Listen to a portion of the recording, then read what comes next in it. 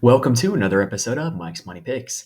It is finally that time of year again, y'all. March Madness has finally arrived. And on this Thursday, we are going to have the start of one of the best weekends on the sports calendar, the first weekend of the NCAA tournament. We're going to have college basketball on nonstop from Thursday through Sunday. Now, on this episode, we're going to break down the Thursday, March 21st slate of college basketball DFS, the first day of the round of 64, which I guess we have to call it the round of 64 since, the first four is the first four, and we can't really call it the first round. But anyway, the round of 64 games are going to kick off on Thursday, and we're going to break down the DFS slate for you here in this episode. We are going to go through all 14 games that are on the DraftKings slate as of right now. And we're going to talk a little bit about the next two hypothetical ones that might happen. We're going to tell you everything you need to know about each game in order to build successful DFS lineups for this Thursday slate. It is an absurdly large slate, so this is going to be a lot of information coming your way fast and coming your way plentiful. So if you want to get to a certain part of the day, check the timestamps in the descriptions. That way you can get to that. And if whether this is your first time playing college basketball DFS all season, or if you've been with us all season long, make sure you are subscribed to the channel. That way you can be with us for the rest of March Madness, and make sure that you like this video so that way it can help the video get noticed and show up in searches. And I really do appreciate it when you guys do that because it helps us grow the community. And pretty much this episode, we're going to tell you what you need to know if you want to win some money here on Thursday, and we're going to be back tomorrow night doing it again for the Friday slate. I will not be recording Thursday night though, because I will actually be in Charlotte watching the Texas game, which makes me so happy that Texas got the draw that is the closest to my home. So I will be there Thursday night. So on Friday night, we will record. We're probably going to do a live session actually for the Saturday slate on Friday night. But again, if you're subscribed to the channel, you will know when all that is going on, and you'll be able to, figure out when we're going live and being there for the live slates. That way you can get your DFS lineup set for Saturday. So without further ado, let's go ahead and end the introduction there, and let's go ahead and kick things off with game number one Thursday, the battle of MSUs, Mississippi State versus Michigan State. Now, one thing that I do want to point out before we get started with the breakdown is that DraftKings did bring back one of my favorite tournament formats that they had way back when I first started playing college basketball DFS, which is the Survivor. So basically, if you are in a certain position at the end of the day, you get to advance to the next round, and it just keeps going until there's less and less players, and eventually the last round you get paid out. I love that format as a tournament. I think it very well encapsulates what the NCAA tournament is, and so I'm definitely going to be putting a few entries into this and really looking forward to it, and really stoked that DraftKings and FanDuel are putting out a lot of contests and a lot of different formats of contests in this college basketball DFS product for March Madness, and I'm super stoked to play in it. Now, for this first game, we've got Michigan State taking on Mississippi State, and this is not going to be a game that you're going to want to be going out of your way to target. KenPom has this game projected to be Michigan State 67-66 for 133-point total. That is one of the lowest on the entire slate, and the reason why is because both these teams are pretty doggone good at defense. Both these teams rank in the top 20 in defensive efficiency according to KenPom, and neither of them play particularly fast either. So when there's not a lot of possessions, and in those possessions teams are being guarded well, that's just not a recipe for a lot of fantasy points. Now, for Michigan State, we know who they are. We've seen them all season long. Tyson Walker is a guy who has an incredible shot rate. He's going to take a ton of shots, and if you're taking a ton of shots, I don't care who you're taking against, you're going to have an opportunity for a high ceiling. Malik Hall is kind of the same way. He doesn't have this consistent shot rate that Tyson Walker does, but he does have these random ceiling games where he puts up 43 or 47 fantasy points. And so both of those guys, to me, if you're playing 20 max contests, or if you're doing a 150 max, or if you're doing like a 40 max or whatever, if you're playing enough lineups, those two guys simply have to make your player pool at some point, just because they have the ceiling that they can absolutely give you a game that could win you a GPP, whether or not the game environment is good or not. Those two guys have high ceilings. Now, the guy that I like for Michigan State though is AJ Hoggard. Last year in the NCAA tournament, it became Hoggard time. He had a 28% usage rate or higher in all three NCAA tournament games that he played in last season, and you're starting to see that a little bit in this postseason with him putting up in the Big Ten tournament 31 and 29 fantasy points, and he's only at a salary of $6,700. Again, the game environment is not great, but I do think all three of these guys have the requisite ceiling that can make your player pool. Now, the center position for Michigan State has been really kind of weird this season. They started out playing Mady Sissoko. Mule Sissoko plays for North Texas. They started playing Mady Sissoko, and he was okay. Like, he's just not a scorer. That's not what he is. And so then they started trying and experimenting with Xavier Booker and Jackson Kohler a little bit. Now Carson Cooper is playing the most minutes at center, but he's not that dissimilar from Matty Sissoko. He doesn't get a whole lot of offensive usage. And so to me, it kind of just makes all four of them unplayable because they're all four splitting minutes. And the two that do have the most offensive usage, Booker and Kohler, aren't playing enough minutes to hit value in DFS. Now, on the Mississippi State side, Josh Hubbard is their freshman sensation. He's a big reason why they are here in the NCAA tournament this year. He has 14 or more shots in 9 straight games. He is an absolute chucker, and kind of the same thing I said about Tyson Walker. Anytime you got a guy who's going to take that many shots, he's got to make your player pool just because he's going to have a chance to have an incredibly high ceiling if some of those shots do happen to fall in. Toulouse Smith is honestly their best player. He's been kind of up and down from a fantasy perspective, though. He's been 28 fantasy points or lower in his last 3, just not really super consistent. Has to stay out of foul trouble if he wants to have a big-time performance, of which we have seen bigs have big-time performances against Mississippi State. So I think he's worth the flyer as well.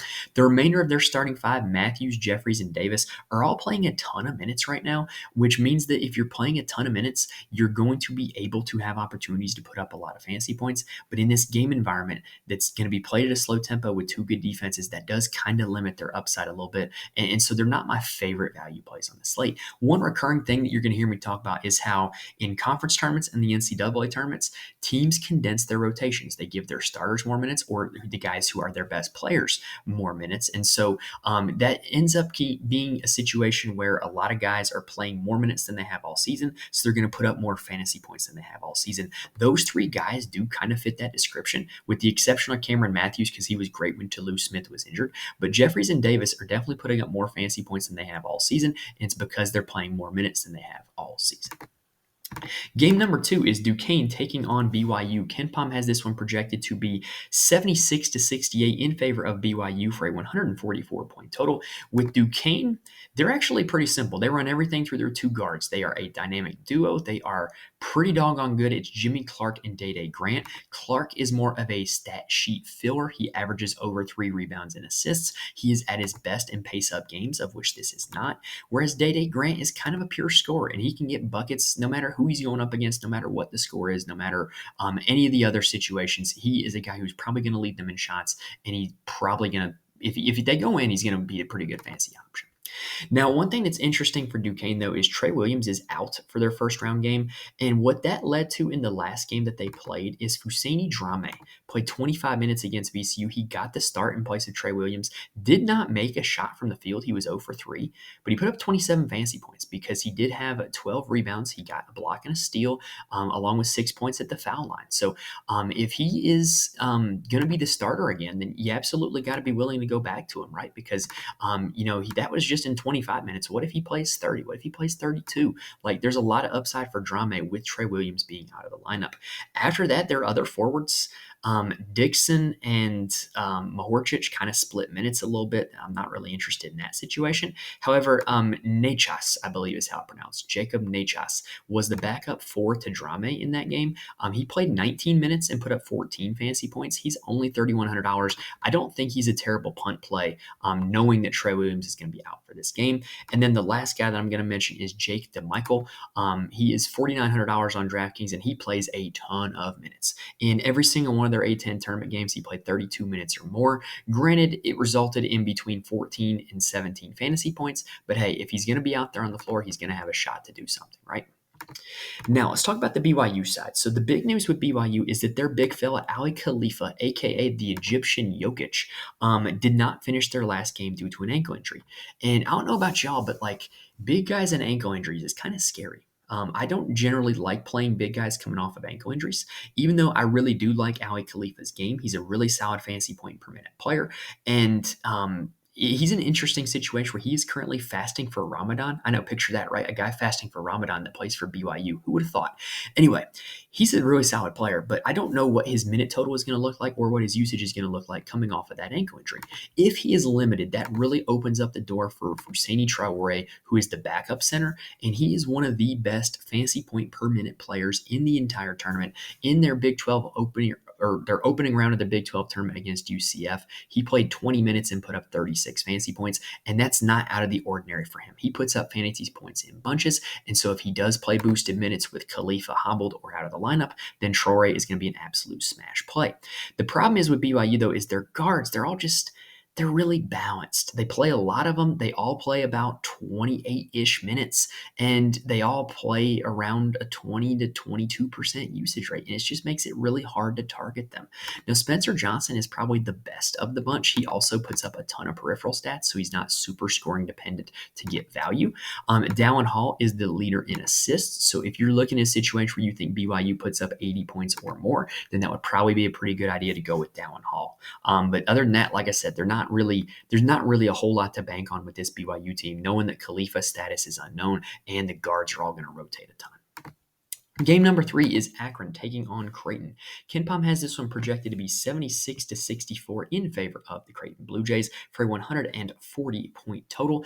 Don't expect this one to get up and down, though. Both these teams rank outside the top 200 in tempo. For Akron, they have a name that you need to know, which is Enrique Freeman. He is one of the nation's best rebounders. In fact, he owns the best defensive rebounding rate in the entire nation. And Creighton is not a team that crashes the offensive boards, so this is a guy that he could probably get you a double-double just on defensive rebounds.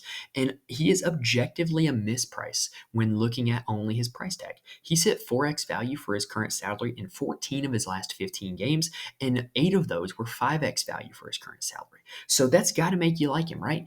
However, he's got a terrible matchup. He's going up against Ryan Kalkbrenner of Creighton, who is one of the best interior defending big men in the nation. And so I think that the price dip by DraftKings on Freeman was warranted, but I definitely still think he has the talent and ability to get there. Ali is kind of their second in command, shall you say. He's pretty good. He's second on the team in usage rate and shot rate. He plays a ton of minutes. He's got, legitimate 30 fantasy point upside. He's done it in 3 of the last 4 games. So Ali is a guy I like. Again, even though it's a tough matchup, he's objectively a value for his price tag. And then after that, they really have I don't want to say neutered is not really the right word, but there haven't been a whole lot of big performances from the supporting cast in recent weeks because so much of it has been through Freeman and Ali. Greg Tribble is a guy who does play a crap ton of minutes. Now, granted, he doesn't do it at a particularly high usage rate. He doesn't take a particularly high number of shots, but if you're going to be out on the floor for 30 plus minutes at a salary of $4,400, that's got me a little bit intrigued. Now, on the Creighton side, here's one thing that we know about Creighton. They have a big 4 of Shireman, Kalkbrenner, Alexander, and Ashworth. And then the 5th guy on the floor, whether it's Miller or Farabello or any of the other guys, they just pretty much stand in the corner for 40 minutes. And the other 4 are going to play almost all 40 minutes, and they're going to be the ones that are involved in the offense. Now, what's interesting with Creighton is that they're all 4 priced so high. Like, we've seen all 4 of these guys all have ceiling games this season. Granted, they never really happen at the same time. And so that ceiling gets them priced up really, really high. And the problem is it becomes really difficult to stack these guys together, and you almost have to pick which one of them that you want between Shireman, Kalkbrenner, Alexander, and Ashworth. For me, I'm probably going with Shireman. Akron plays a lot of zone defense. And I think the Baylor Shireman is the type of guy who can really attack a zone defense. He can score at any level. He's the type of guy you can put in the high post, and he is a good passer. He's a good rebounder as well. He's gotten double-digit rebounds in 3 of his last 4. So I really do think Baylor Shireman, if I had to pick one, would be the guy that I would go with on this Creighton side. Now, the last game of the early session is Long Beach State taking on Arizona. KenPom has this one projected to be 91 to 71 in favor of Arizona because these two teams like to get up and down. Long Beach State ranks 27th in the nation in tempo, and Arizona is 16th in the nation in tempo. Now, you're going to hear me use a phrase for these first-round slates that I'm going to go back to again and again and again. 16 seeds score points too. So basically, if you're a team like Long Beach State, you don't have to just ignore Long Beach State on a slate like this because, they're projected to score 70 points. They're going to have some guys who have good fantasy point performances, even if they get blown out. Last year, there were a lot of guys that were on Texas A&M Corpus Christi in GPP winning lineups because those were the guys that were getting shots. Even when they got blown out, they were still out there on the floor and they were doing work against the backups of whatever 1 seed was beating the brakes off of them. So do not be afraid to target a 16 seed or a 15 seed like Long Beach State, especially in a matchup like this where Arizona has given up a lot of fantasy points to 15 and 16 seeds in the last 2 years. Princeton just beat Arizona last year 59-55. And then the year before that, Wright State only lost to them 87-70. So, if Wright State can get to 70 points, why can't Long Beach State when Long Beach State plays at a super fast tempo? So for Long Beach State, both of the Traorés are solid options. Both have over a 20% usage rate and over a 28% combined rebounding rate. I think they're very appropriately priced in the 7K range. The guy that I like the most, though, and the guy I think is a mispriced, is Marcus Sahonis.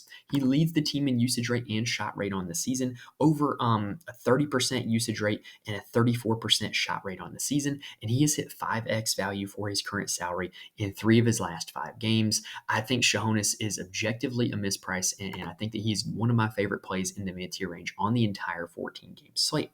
Now, AJ George is the 5th starter, with Jones being the 4th one, and he's not a bad option. I think he's a great game stacking piece. He tends to be at his best when Long Beach State is scoring a lot of points, and the shots can be up and down, the rebounds can be up and down, but if the game is getting up and down, he's going to be playing a lot of minutes, and he definitely has a shot to get value at a salary of $5,100. Now, on the Arizona side, the number one selling point to me is Caleb Love's price tag. He's only $7,600. This is like really, really cheap for Kevin Love, or Caleb Love, excuse me. Even dating back to his Carolina days, this is cheap for Caleb Love. But if you look at it, though, it's kind of justified. He's been kind of a dud. In his last 3 games, he's combined for 35.5 fantasy points. That's not good. But what's promising is that the usage rate is still there. The shot attempts are still there. He's taken at least double-digit shots in each of the last 3 games. And so if he's still going to be out on the floor and he's still going to be shooting, you got to figure he's going to start looking like the old Caleb Love at some point, right? Well, why not to look like Caleb Love against a team in Long Beach State that they should score plenty of points against? In fact, they're projected to score 91. So I think it is actually a decent bounce back spot for Caleb Love here in this one. Now, Umar Ballo, though, I think is objectively the best play for Arizona. He has shown the ability to hit value on limited minutes, which is critical if you think this game is going to be a blowout, because if this game does turn into a blowout, he's not going to play 30-plus minutes. And so if he has the ability to get to 37 fantasy points in 27 minutes, which he has done, then that gives me a little bit of an added boost that I think he can definitely be a guy who hits value, even if the game does, in fact, turn into a blowout. Now, for the rest of the Arizona guys, Pelly Larson, Kashad Johnson, and Kylan Boswell are the other 3 starters. But I don't know. They really aren't guys that have huge ceiling games. But Ballo and Love are really the guys that have the largest ceiling. If you want to take shots at these guys in a GPP and just say, hey, this team's projected to score 90 points, maybe I should get somebody from them, I don't mind it, but I would prefer to either get up to Ballo and Love, or Arizona has a bit of a blowout crew. When they win games in blowouts, Jaden Bradley, KJ Lewis, and Mateus Krivas are 3 guys who play a ton of minutes. And if you think that this game is going to get out of hand early, then I don't see any of the 3 of them as bad value plays by any means. All right, so let's go ahead and take a quick breather because we are 4 games down, and then let's talk about the afternoon games. So next up, we have one of the better games on the slate to target, in my opinion. It is Morehead State taking on Illinois. And this game is projected to be 82-70, according to KenPom, in favor of Illinois. That 152-point total is one of the highest on the slate. And this is a direct contrast in styles. Morehead State ranks 335th in the nation in tempo, which is in the bottom 30, whereas Illinois ranks 56th. However, Illinois is also a team that you can target, though, which we've been doing all season long, because they rank 96th in the nation in defensive efficiency. So definitely a game environment where a ton of points can be scored. Now, what's interesting is Morehead State, my knowledge of them goes all the way back to opening night because they played Alabama on the opening night of the season. And I had to do a lot of research on them to figure out who was going to be their players and who wasn't. And Riley Minix was a guy I uncovered who was an NAIA transfer. He was $3,000 even on DraftKings on opening night against Alabama, and he ended up lighting them up for 32 fantasy points. Who would have thought that actually ended up becoming a sign of things to come? He is their best player. He is their highest usage player. He plays at an absurd usage rate. And he scores a lot of fantasy points, and he can score at all 3 levels. He's a guy who can really do a lot of good things on a basketball court. And at $8,400 against an Illinois team that's fairly targetable, I do think that Riley Minix is definitely in play, especially if you think Morehead State keeps this game close. Now, I mentioned that Riley Minix was their usage leader. Well, second place is actually Jordan Lathan, who's only $5,800. Both Minix and Layton have over a 25% usage rate and a 29% shot rate. That makes them 2 guys that you can very easily stack as their team team's two best players and get it at a very reasonable price tag. Now, one thing I will caution though is that in the postseason play, Drew Thelwell has really stepped up and kind of been their second best offensive player in the last two games in the Ohio Valley tournament. He put up 29.5 and 32.5 fantasy points. He's sitting there at only $5,900. He's had a 22% usage rate or higher in three of the last four. So I think both Thelwell and Lathan are absolutely in play at very reasonable salaries for guys who should have a high price tag. Now, or should have a high performance, I should say. Now, from the rest of this Morehead State rotation, you do have Khalil Thomas, Eddie Ricks, and Deontay Miles. Those are really the only other three guys who play for this team. So with it being a six-man rotation, I absolutely think that you can get to any of the six. And, they're only projected to score 70 points, but like all their guys are cheap except for Riley Minix. So I absolutely think that this is a game you can stack up. This is a game you can get multiple pieces from. Deontay Miles has a particular bit of my interest because he's a legit 7-footer. So if they're having trouble down low, that this is a guy that they could definitely go to increase their size in the paint. On the Illinois side, to me, this is a really interesting team with what they did in the three games in the Big Ten tournament. So in the three games in the Big Ten tournament, we've talked about all season long how Terrence Shannon Jr. and Marcus DeMasker are their two best players, and they tend to either have, one of them go off or, one or the other, I should say. But in the Big Ten tournament, both of them were going off. In the three games that they played in the Big Ten tournament, these two guys, Shannon and Damask, combined for 64, 54, and 57% usage. If that is going to continue, then you can absolutely play both of them. And I absolutely think that both of them are in play in this game. Even though Morehead State is a pace down spot, they're not exactly this elite defensive team. So I think you can definitely get to either Shannon or Damask, or you can be super aggressive and play both. The problem is that the two of them are combining for that high of a usage rate. It becomes really hard to play anybody else on the team. You'll notice Coleman Hawkins had three kind of dud games in the Big Ten tournament because he wasn't getting a lot of shots because they were all going to Damask and Shannon.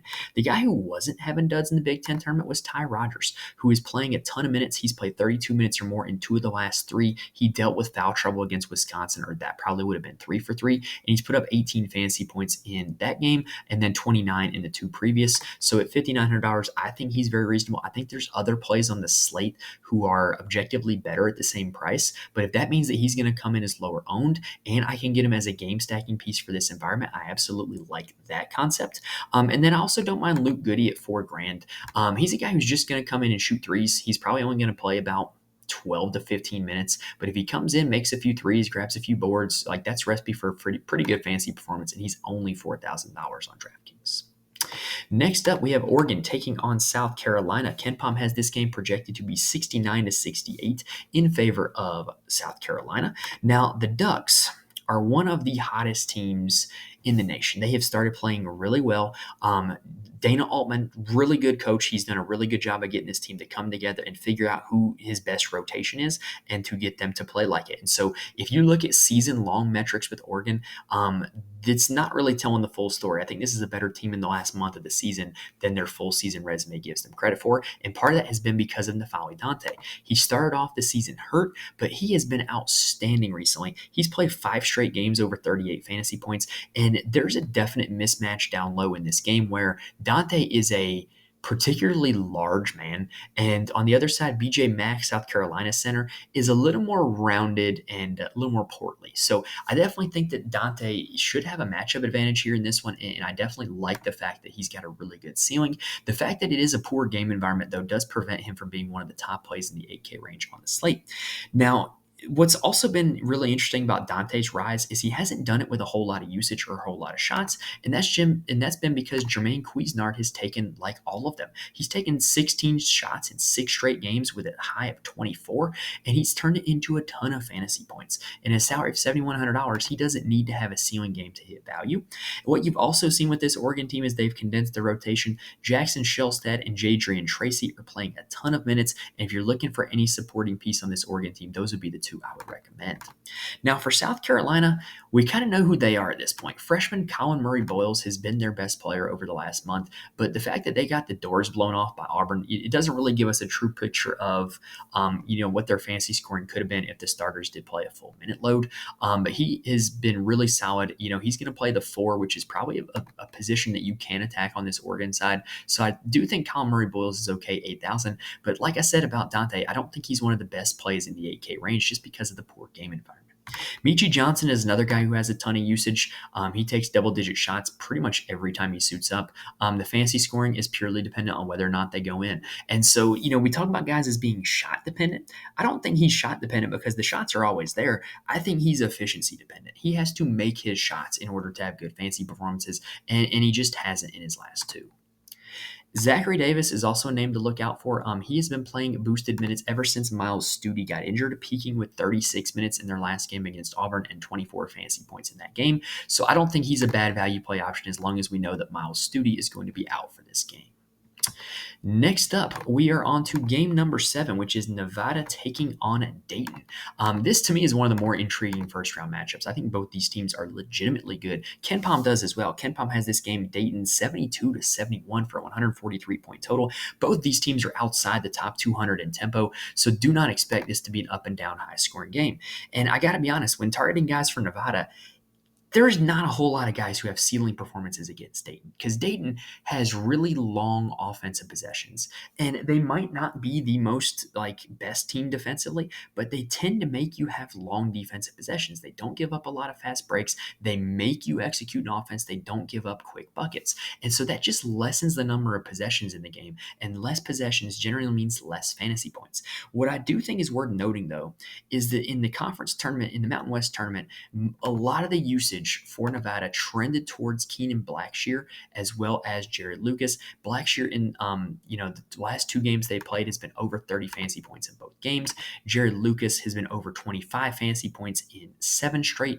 So definitely 2 guys that I think if I were playing anybody from the Nevada side, that's probably be who I would get to. I would not go after one of those bigs because let's go ahead and transition on over and talk about Dayton because of Deron Holmes. He's one of the best big men in the country, and he's an elite foul drawer. He's actually 3rd in the nation in total free throws attempted, which is just insane. And he's a guy who has a ceiling unlike pretty much anybody else on the slate. He's had multiple 50 fantasy point performances this season, two of which have been in the last 3 games.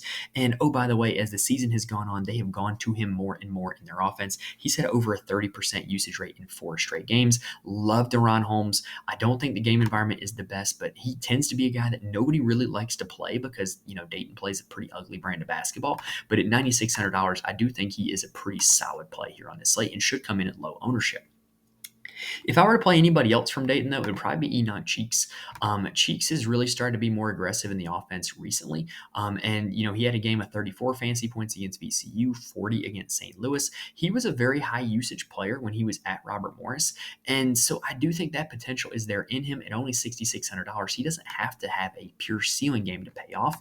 Nate Santos is interesting because he is kind of like the Holmes fade guy. Like when Deron Holmes does not have a good game, it generally coincides with a good game from Nate Santos, just worth noting there.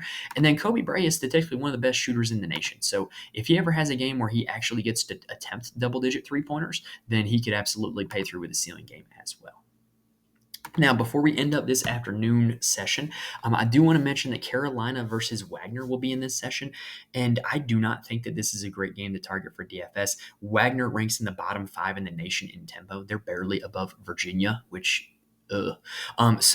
not exactly a great game to target because Carolina, even if they blow them out, they're not doing it over a whole lot of possessions, and less possessions generally means less fantasy points. So Carolina might not be a team to target. However, some of these Wagner guys are coming in underpriced and hot, like Javier Esquerra, like Council. So I definitely do think if the price is right, you can get to a few of these Wagner guys. But Carolina is going to be a really tough team to target, even if you think they blow Wagner out, just because limited minutes and limited possessions just is not a good combination. All right, so let's go ahead and take a quick breather, and then we're going to talk about the first night session. All right, now as we head into the evening slate, I do want to point out this is the spot where Texas and Colorado State will be playing. I can say that because I did have to go put my daughter down to sleep again, my 6 months old baby girl. Love her so much. Wish she would sleep more at night though.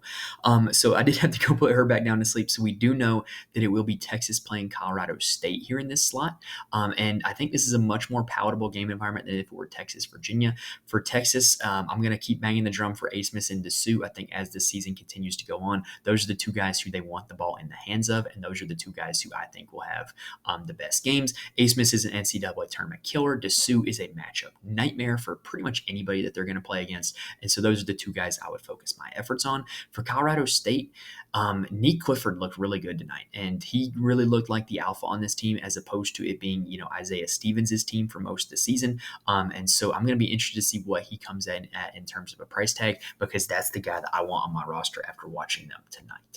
Now, let's take a look at the first game that DraftKings has here for us, which is Oakland taking on Kentucky. KenPom has this one as 87-75 in favor of Kentucky for a 162-point total. Now, for Oakland, Kentucky's not been a great defensive team all season, but they've got better at it recently. So that 75-point total may be a little inflated to what they're actually able to get to, but Oakland does have a lot of interesting scenarios here. So Rocket Watts did not play in their Horizon League championship game, and what that led to was you saw Osai Price have a spot start, but he didn't really do much at all. And you had DQ Cole, Jack Golke, and Blake Lampman all play boosted minutes. They all saw more shots. Rocket Watts is a Michigan State transfer. He's got a lot of talent. He's one of this team's best players, and he's one of these team's highest usage players. And so when he was out, you really saw a lot more opportunity for fantasy scoring among Lampman, Golke, and Cole. And so if Rocket Watts is going to be out again, to me that boosts all three of those guys who are already at a very affordable price tag. Lampman and Golke in particular take a ton of three-pointers, and so if they just get hot from behind the arc, of which Kentucky is not great at defending, then that could be a recipe for a ceiling night. Now, Train Townsend is their absolute best player. He's $7,600, coming off of 63.75 fantasy points in the Horizon League Championship game where he played every minute. So definitely like Trey Townsend here on this one. Kentucky has been battered by bigs in the past. So I do think that this is a pretty good matchup at a very reasonable price tag for a guy who is very clearly his team's best player. Now on the Kentucky side, so it's interesting, right? Will Cal finally give his actual best players all of the minutes? Because I think that it's pretty obvious to everyone at this point that Shepard, Reeves, and Dillingham are the three best players. However, Reeves is really the only one who plays a ton of minutes consistently. Shepard and Dillingham really don't. But if you look at what's happened in recent weeks, though, Dillingham's starting to see more minutes. He played 29 minutes against Texas A&M en route to a 42 fantasy point performance. And then Shepard has routinely been over 30 in the last 5 games. So I do think that if these two guys will see that 30-minute threshold, that they make for really good options, but I can't guarantee that they're going to do that. And so I think that Shepard and Dillingham really make for solid GPP plays with a ton of upside, but there's not really a whole lot of security there at all.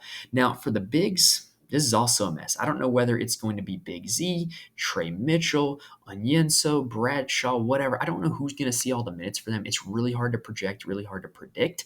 If I had to guess, I feel like this game might be a Big Z game. Just because of what Oakland brings to the table, but I'm not 100% sold on that, and I think it's a situation that you can avoid entirely if you're not somebody who likes targeting uncertain situations. Now, let's talk about the McNeese State and Gonzaga game. This one's a real interesting one. So, KenPom has this one projected to be 78-72 in favor of Gonzaga. A 6-point margin, 150-point total. This is a pretty solid game environment. Now, for McNeese State, here's one thing that you have to always remember with them, though, is they played very few close games in their conference. They pretty much boat raced the entire Southland Conference for the entirety of the conference schedule. So when you're looking at game logs, you don't really know what it would have looked like if they would have played 35 plus minutes, right? So what I did was I went back and I looked at all the close games that this team played over the course of the season, and the 3 guys who consistently played the most minutes were Shahada Wells, Christian Shoemate, and Javon Garcia. So those would be the 3 guys that I would focus my efforts on. Shahada Wells, has a 28% usage rate on the season. He is a high major transfer. He puts up fantasy points in bunches because he fills up the stat sheet with rebounds and assists as well as points. In his last 2 games, he's been over 42 fantasy points. Very solid game environment here in this one at $8,700. I think that's a very reasonable price tag to pay for Shahada Wells. Christian Shumate is not as good in my opinion. Like, he's a very boom or bust player. You look at his last 6 games, he has been 20 fantasy points or less in 3 of them, but he's been 31 fantasy points or more in 3 of them. So there's no real middle ground with him. He's either going to give you a big time game or not. But I do worry about going down in the interior against Graham Ike, how he is going to hold up there. So not my favorite play, Christian Shumate, but I do think he's going to play a ton of minutes. Javon Garcia is a guy that will play a ton of minutes in a close game. He's also put up 24 fantasy points or more in 5 straight games. Very reasonable price tag, in my opinion. Definitely a guy that I'm willing to play at $6,000 even. Now, on the Gonzaga side, they have become very starting 5 heavy in minutes.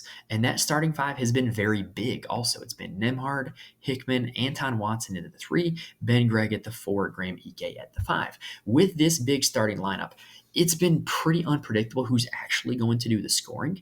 But what it does is it generally creates a mismatch and it forces a team's hand with how they're going to guard Anton Watson. And so that's why you've seen him kind of be the most volatile, is because he's been defended in a variety of ways. I think here in this one against a McNeese team that plays a lot of guards, I think Anton Watson could have a field day. I also think Graham Ike, he's got very similar characteristics to Umar Ballo of what we talked about for Arizona earlier. He has shown the ability to have big-time fantasy performances without playing a ton of minutes, which is something that we like in these first-round NCAA tournament games, where as much as everybody likes McNeese State, there's definitely a possibility that this is going to be a blowout. And if you think this game is going to be a high-scoring one, well, Ryan Nembhard is the guy you want. He averages over 8 assists per game. He's had double-digit assists in 3 straight, and he's a guy that he can put up a lot of fantasy points in a hurry just from his assists. And so if you think this game gets up and down, you think this game ends up being pretty high scoring, he is the Gonzaga Bulldog that you are going to want. Next up, we've got the last game of the evening session. South Dakota State taking on Iowa State. KenPom has this one projected to be 77-61 in favor of Iowa State for a pretty not great total. Iowa State currently ranks first in defensive efficiency in KenPom. So if there's any team that you want to avoid targeting, it's probably them, or maybe Houston. Houston is pretty bad because Houston actually plays at a slower tempo than Iowa State. But anyway, that's beside the point. South Dakota State, not exactly a team that you want to target because of the Iowa State defense, right? However, they got major price dips on all their guys. This is why you play college basketball DFS and Conference Championship Week, is because you see teams like South Dakota State show up on the slate. And now I know who these guys are. Now I know what their rates look like and how they did in their Conference Championship, right? And Zeke Mayo was a 9K player in Conference Championship Week. Now he's at 7,500, and it's because of the matchup. He's got an insane usage rate, but the matchup is so bad that DraftKings already priced him down accordingly, and I kind of think this is a decent buy low spot for him. I also think it's a decent buy low spot for their other 2 high usage players, William Kyle and Luke Apple. Luke Apple in particular is only $5,100 when in the last 3 games he's played 30 minutes or more and he's put up 24 fantasy points or more. He's one of these guys where he hasn't always played a big minute total all season long, and so now that he is playing in a condensed rotation and seeing a ton of minutes, he is absolutely smashing at that price tag of $5,100. I really do like Luke Apple on this slate, and I don't care if South Dakota State's only projected to score 61. I only need him to give me about 15 and 6, and I'm going to be a pretty happy camper. Now, for Iowa State, they haven't played in a whole lot of games like this in a while. I mean in a while because they played a whole lot of very pedestrian non-conference opponents this year. And so in those games, Tamin Lipsey absolutely ate. Like, you go back and look at the start of the season game log for Tamin Lipsey, and he was going off in these blowout games. And so if you think this game is going to be a blowout, well, then go on back to Tamin Lipsey. He put up 34 fantasy points in that blowout against Houston that they had. So maybe he's just, a blowout kind of guy that's where he has his best fantasy performances. But I tell you what, though, if you look at their usage rates now for the season, Keyshawn Gilbert has finally passed Tamin Lipsey. And oh, by the way, he also put up 33 fantasy points in that blowout of Houston. So definitely, I think you can go with either of these 2 guys. I don't think I would play both of them. I don't think that either of these 2 teams in this game play fast enough that it would be worthwhile to go for both of them. But I do think that one of them is very likely to reach value if Iowa State is going to win in a blowout. And then when it comes to the bigs for Iowa State, just good luck. Like Trey King is the guy that tends to take the most shots out of the bigs, but he's been very hit or miss recently. 4 of his last 5, he's been under 17 fantasy points, but the one where he wasn't, he scored 36 fantasy points. So I don't really know what to make of it there. Robert Jones is a guy that he really doesn't take a lot of shots. And so I really don't know what to make of the bigs here. And I think you can almost avoid this Iowa State team altogether, but I'm definitely going to be getting a piece of Gilbert and a piece of Lipsy here on this slate. Now that ends it for the early evening session. If you like what you're seeing here on this video, reminder, make sure you hit that like button on YouTube. Really helps me out a ton. If you like what you're listening to on the audio, make sure you go rate and review wherever you're listening to your podcast. I promise it helps me out a ton. It helps the podcast show up on searches. I really do appreciate it. You guys are the absolute best. So please help me out by doing that. And while you're here, go ahead and subscribe to the YouTube channel and to the audio feed. That way you can be with us for all of the rest of the NCAA tournament action. Let's go ahead and take a quick breather, and then we're going to talk about the nightcap. All right, so we've reached the late night segment of the show here. And unlike most slates during the season, this is not filled with an inordinate amount of Pac-12 teams. This is just the teams that just happen to draw the late slots. First of which is going to be St. Peter's taking on Tennessee, which is going to be occurring right after Texas and Colorado State play. So I will actually be able to watch this one here in Charlotte. This one is projected to be 74-55 in favor of Tennessee, which gives St. Peter's the lowest projected team total on the entire slate. Now, it's not really super surprising because Tennessee is a good defensive team. St. Peter's also plays slow. They're also a really, really tough team to target as well because they don't play a whole lot of their guys big time minutes. Granted, does that mean that none of these guys are going to have a good game Thursday night? No, that's not what it means. It means that it becomes very tough to identify who is going to because we don't know who's going to be playing all the minutes. What we do know is that in the most recent game that they played in their conference championship game, Washington and Reed, Corey Washington was the star of the game. He had 44 fantasy points in that game, 9 for 14 from the field. And then Latrell Reed, they were the two guys who played more than 30 minutes. And they're pretty much the only two guys who ever play more than 30 minutes. So those are the two guys who I would kind of focus my efforts around. But again, Tennessee's a good defensive team. This is a very unpredictable St. Peter's squad. I don't really know if I'm even going to be playing anybody from this team. Now, on the Tennessee side, we've talked about this for quite a while now. It's either for them just Connect or a few of the other guys, because when Dalton Connect goes off, it's usually in isolation buckets. And so there's not a whole lot of people getting assists, and there's not a whole lot of other people getting involved in the offense. So if you want to play Dalton Connect and bank on Dalton Connect having a good game, I can get behind that because he's pretty good at basketball, right? So I would have no problem playing Dalton Connect, but if I'm playing him, I'm not playing any of the other Tennessee guys.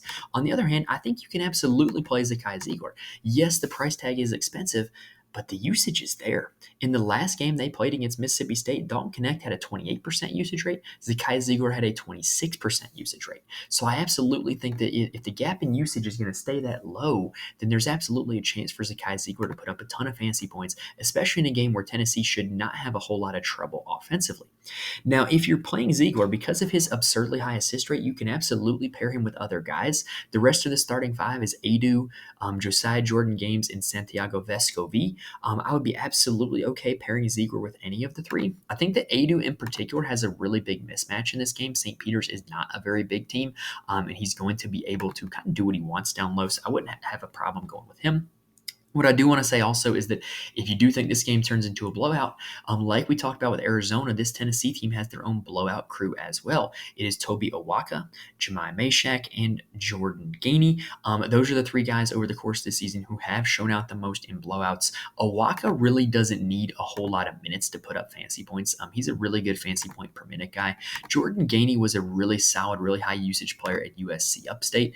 So he's a guy that if he does get enough minutes in blowout run, he can put up a lot of fantasy points as well. So I definitely wouldn't mind just taking a shot at one of those two guys as a value, or maybe even Jemai Meshack as a value, and just hoping that this game turns into a boat race. Next up, we have NC State taking on Texas Tech. And so KenPom has this one projected to be 76-72 in favor of Texas Tech. But KenPom isn't factoring for how hot NC State's been. NC State looked really good in the ACC tournament, and they've got a few matchup problems, starting with DJ Burns. So first off, if you've never watched DJ Burns play, do yourself a favor, watch this game. He's fun to watch. I like DJ Burns. He just seems like such a fun-loving guy, and he's such a unique college basketball player. He is like if a college offensive tackle happen to have like the footwork of like a dancer. Like he's built like an offensive lineman, and his footwork is just sublime. It makes no sense in the world. He also has a really nice touch around the rim. I don't know if I've ever seen him dunk a basketball, but he doesn't need to because he's really good at finishing in creative ways around the rim. And he is a guy that they really played through in the ACC tournament. He took at least 11 shots in their last 4 games. He saw over a 29% usage rate in their last 3 games in the NCAA tournament. And always one of the kind of, I don't want to say red flags, but one of the concerns with DJ Burns has been his cardio. Can he play 25 plus minutes? Well, in 5 games in 5 days, right? He played 25 minutes against Duke on day 3, 24 against UVA on day 4 in an overtime game, and then 28 against UNC on day 5. So I'm not that concerned about his cardio, especially given that he's got 5 days to rest. So I really do like DJ Burns in this spot, considering that high usage, and also considering that Texas Tech is really weak down low right now. They're running out of bodies. More on them here in a second. But DJ Burns could absolutely have a field day down low if Texas Tech does have all their guys out. Muhammad Diyar is the highest priced guy on this NC State team, but you've heard of guys who are shot dependent. Well, he is rebound dependent. He's got at least 12 rebounds in the last 4 games, which has led to at least 27 fantasy points in the last 4 games. He's never going to be a guy who takes a ton of shots.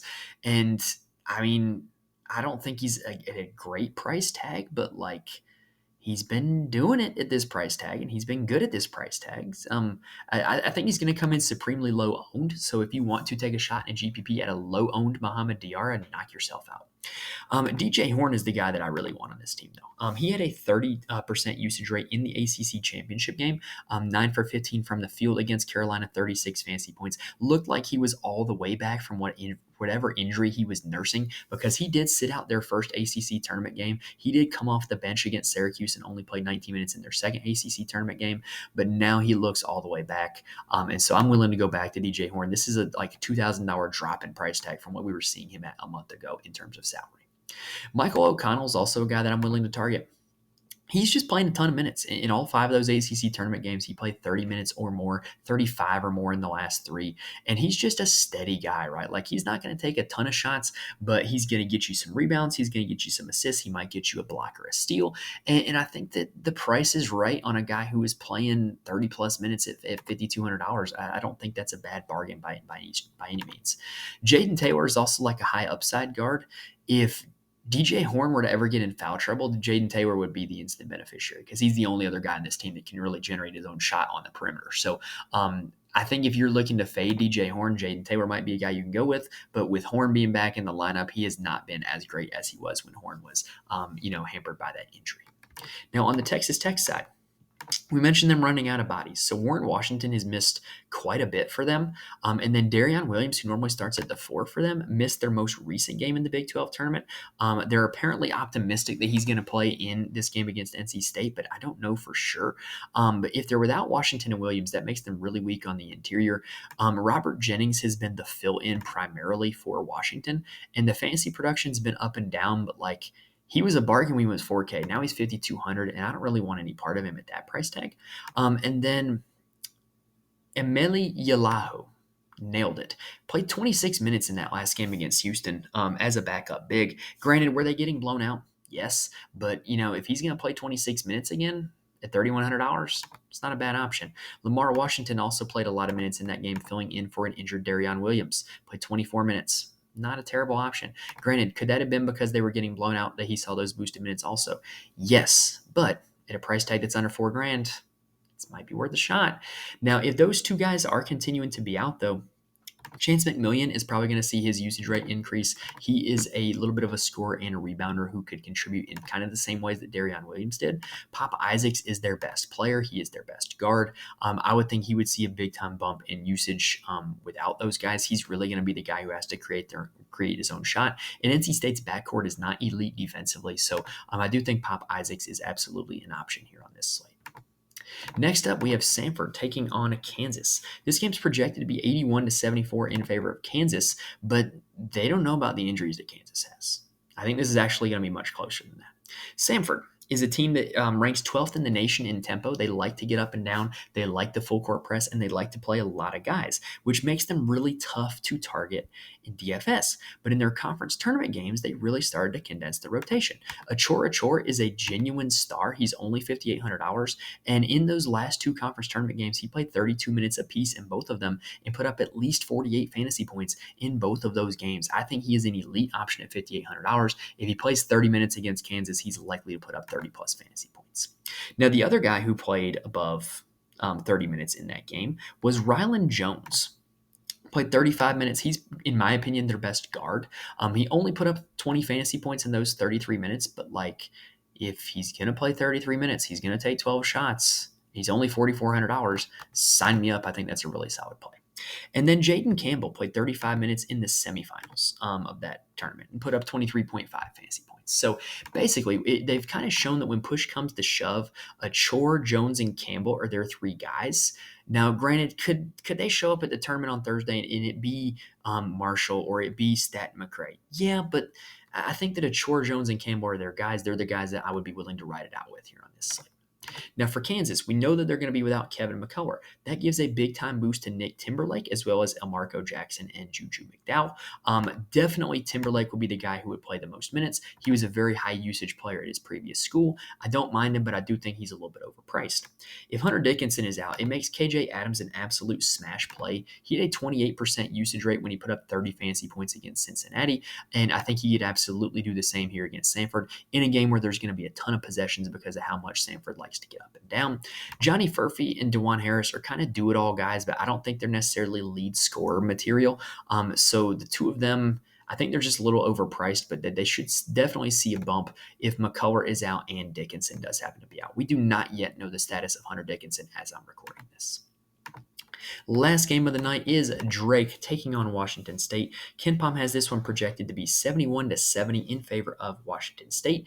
With Drake, it's pretty simple. Tucker DeVries is their best player. He's got a massive usage rate. He takes a ton of shots. He puts up a lot of fantasy points. He does so much that it makes it really hard for the other guys to get there. The guy that often gets there the most is Darnell Brody, who is their big man. He's legitimately really talented, and I really like his game. He doesn't usually play the most minutes, but I think when push comes to shove, he will. Last year in the tournament against Miami, he did and had a great performance. Against Indiana State in the Missouri Valley title game, he played 28 minutes and put up 31 fantasy points. So pretty much for Drake, for me, it's DeVries and Brody. I'm probably not going to get too much different than that. Wright, Overton, and Enright are all going to play a lot of minutes, but DeVries and Brody take up so much of the usage, it's really hard for them to get there. And then Nate Ferguson is Brody's backup. So if you think Brody gets in foul trouble, Ferguson might be an interesting little pivot. Definitely a guy I wouldn't mind running out in a GPP or two. Now, for Washington State, they play a really big lineup where they start got four guys that are listed as forward on DraftKings. However, what's ended up happening, though, is they've kind of gone to this little small ball lineup. It started with Isaiah Watts playing a lot of minutes, but now in recent games, it has turned into Kamani Huzino playing a lot of minutes. He's played 25 minutes in back-to-back games, put up 25 and 19 fantasy points in those two games. So Huzino is definitely a guy that I've got my eye on as a potential boomer bust value play. I don't think he's the type of guy you want to play in a cash game, but if he's going to see 25 minutes, he's going to have an opportunity to put up a lot of fantasy points. Now, over the course of the season, I have thought that Isaac Jones is their best player. He's probably their most consistent player in terms of fantasy production, but it's worth noting that in the two games they played in the Pac-12 tournament, Miles Rice was their usage leader. Now, it only turned into 31 and 21 fantasy points, but he took 13 shots in both those games. So maybe, just maybe, in postseason play, Miles Rice is the guy you want because postseason play, as we all know, tends to be very oriented around guards. All right, so that does it for this marathon preview where we talked about all 14 of the games here on Thursday, March 21st, or March 21st. So if you want more information from me, there are a few places you can get it. You can follow me on Twitter at Mike's Money Picks. You can join the Fantasy Corner Discord. The Fantasy Corner Discord is a place where a lot of smart people talk DFS for a lot of different sports. College basketball is one of them. The chat in there has been absolutely jumping recently. A lot of smart people in there to bounce ideas off of, talk strategy, talk plays, and then sweat it out together. It's an absolute blast if you're looking for more people to talk DFS with, and I cannot recommend it enough if you are looking for that. that. And then also, I do write a full article to my Patreon for every college basketball DFS slate. Patreon.com/Mike's Money Picks is where you can get those. And I profile all of my core plays as well as my general lineup strategy and attack strategy for each slate. There's not a whole lot of people doing that for college basketball right now. And then also, if you're looking to bet or like do player props or anything like that on this NCAA tournament, and you're looking to sign up for a new site, try out signupexpert.com/Mike's Picks. They've got all the best offers and promo codes for any new user on a player prop, DFS, or sportsbook site. And we're partnered with Sign Up Expert, so it shows us a little bit of support if you use our promo codes and our links that are available there to sign up for whatever new site you're getting into. All right, so reminder, that pretty much does it for this episode, y'all. Reminder, make sure you're subscribed to the channel. That way you can be with us all tournament long from the first four to the final four. And then also make sure you like this video. It really does help me out a ton when you guys do that. I really do appreciate it. If you're listening on audio, rate and review. I will be back with you guys tomorrow night. Hopefully gave you guys plenty of information here on this one to help you crush the Thursday slate. Tomorrow night, our attention turns to the Friday slate. So best of luck to you guys on the first day of March Madness. May all of your brackets not be busted. Thank you guys for watching this episode, and I will see you guys next time.